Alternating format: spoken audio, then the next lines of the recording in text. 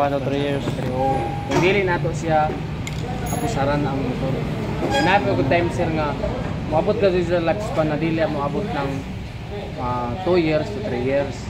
Kaya may isa ka sa lifespan sa na moabot. Pero maka maximum na 3 years niya. Oo, maximum na nito doon sa nakuan.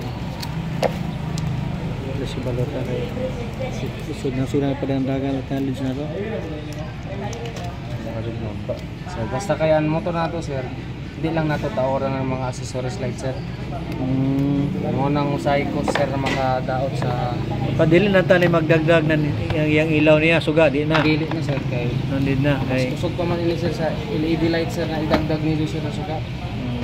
Kusog pa man. Kaya iba kita ng iba nga butangan pa man nila.